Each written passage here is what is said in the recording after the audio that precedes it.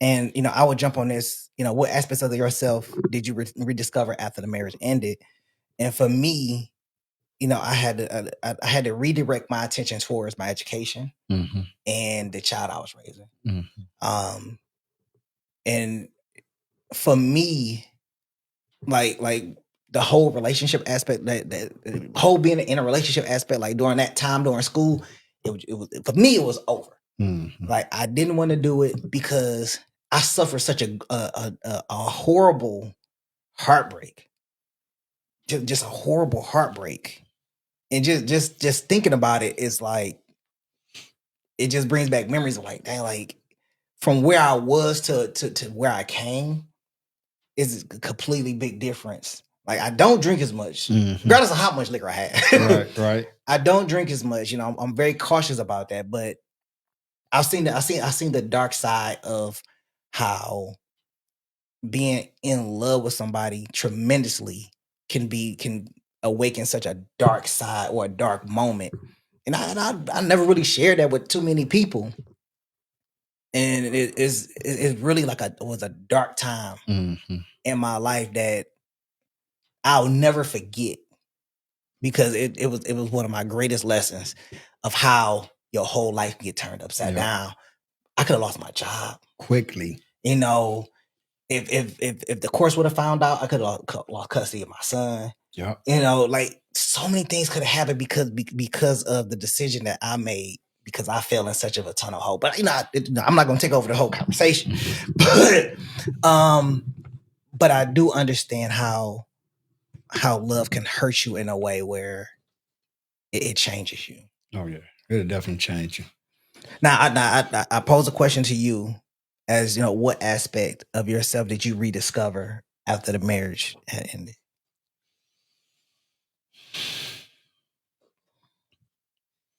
One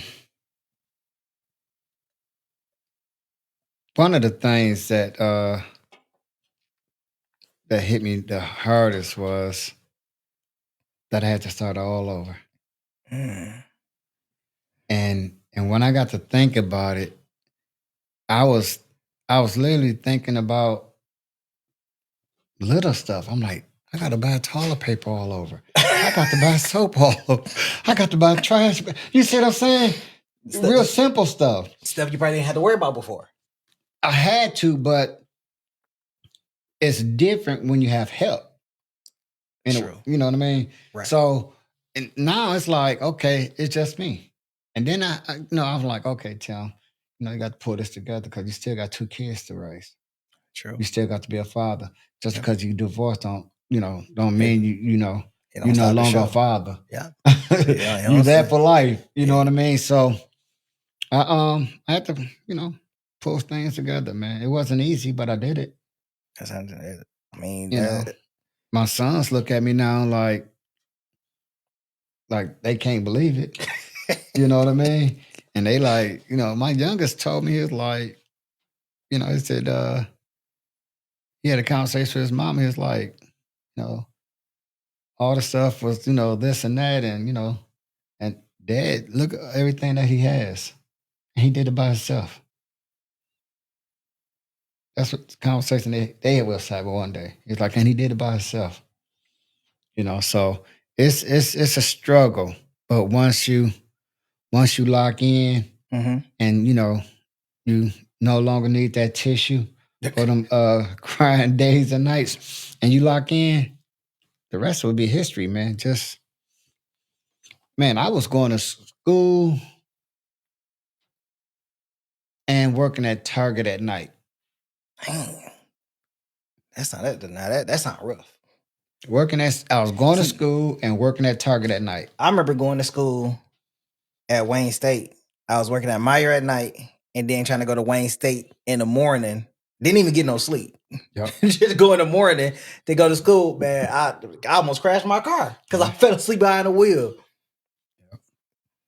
So once you realign your focus, do you think that once you realign your focus, that kind of gave you kind of the confidence and the strength as you started like chip away and kind of started get out of that hole? Yep. Yeah. And I think that's the essential part right there is once you at any heartbreak or any traumatic situation, each step that you take, is just one more step towards progression, towards confidence, towards feeling better, just everything. We had built a house. Our first home was on St. Mary's Okay. in Detroit between Puritan and Finkel. Oh, y'all was in the hood. Yeah, we was in the hood. that was our first home. Okay. We left there in 2000 and we moved to Sterling Heights. Okay. Yep, I remember selling how we was out there riding motorcycles. Yep. We left Sterling Heights 2004 April, Easter weekend. And we had a house built. And we moved in 2004 in April, Easter weekend. Really? Yep. We left from the ground up. We had a home built from the ground up, 3-car garage, right across the street from the golf course. I don't remember what the square footage of the house was.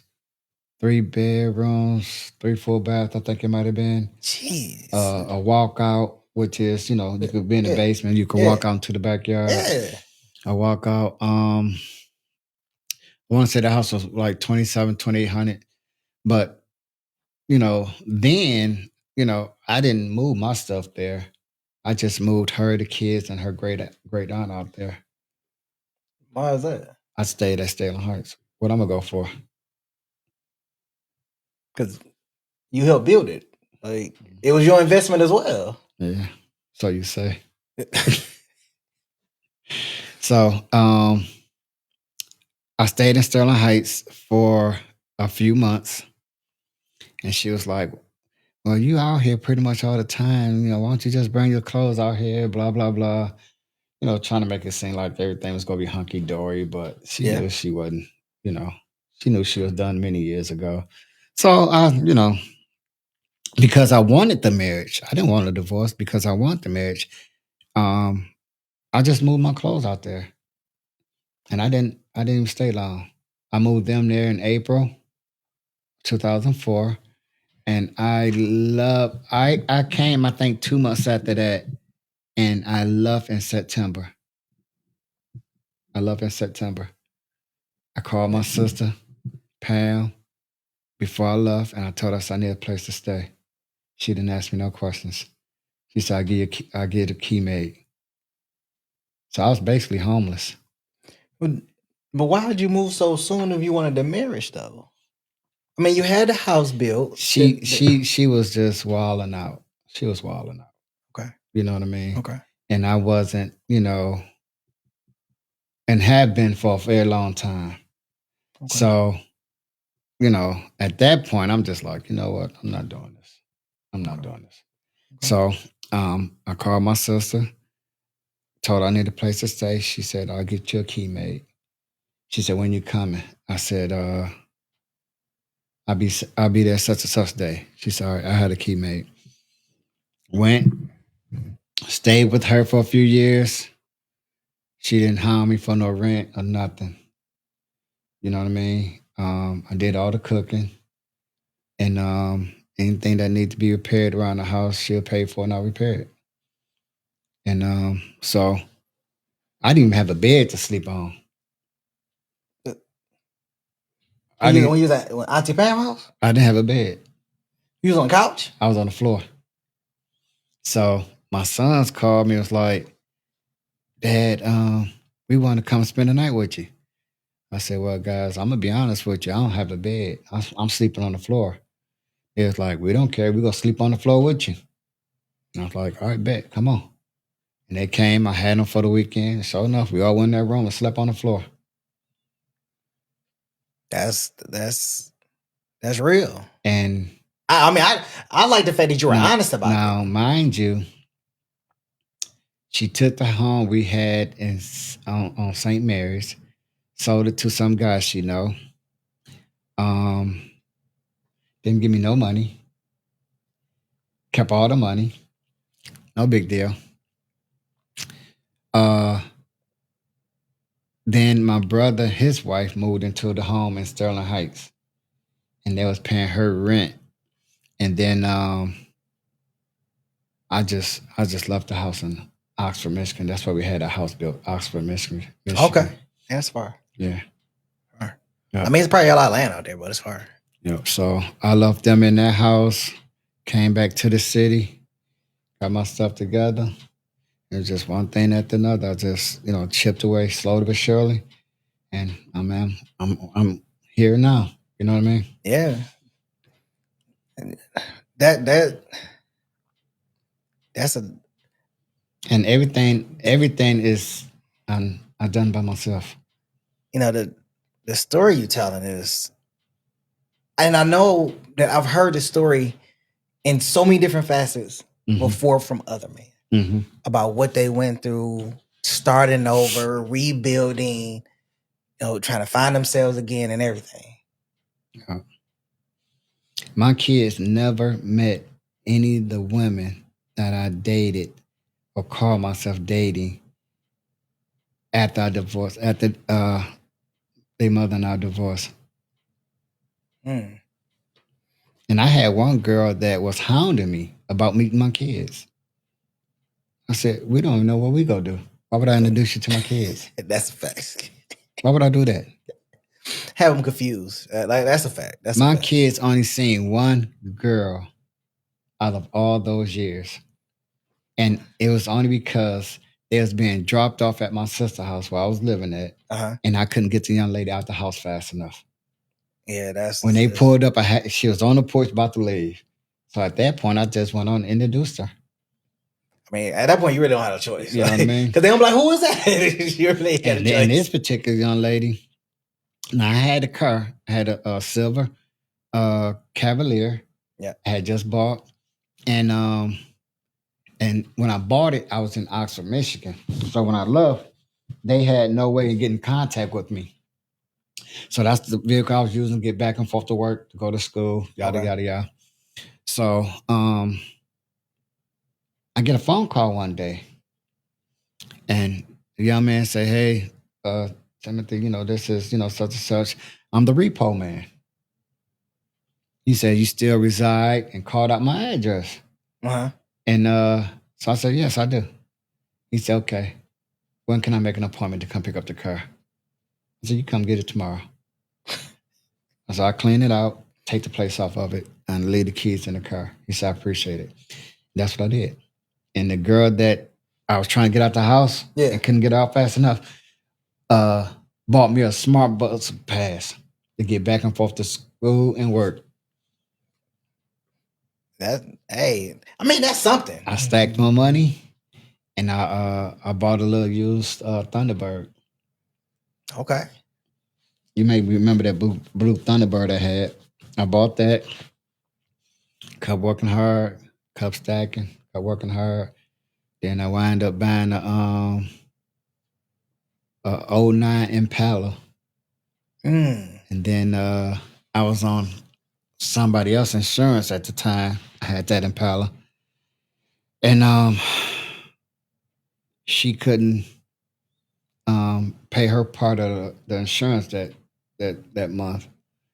For whatever reason, she didn't have the money. And I had dropped my money off over to her.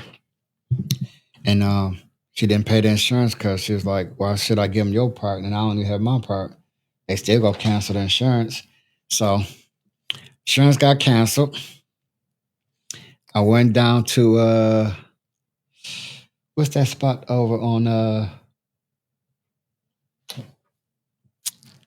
it's a comedy club down by Mac and 75, the Eastern Market. Oh, I know what you're talking about. Went there with a buddy of mine. I ain't gonna say what was going on, but went there with a buddy of mine one night. Came back out. I was gone. So I'm blowing her phone up. Like, we need to call the insurance company. She said, call what insurance company? We ain't got no insurance.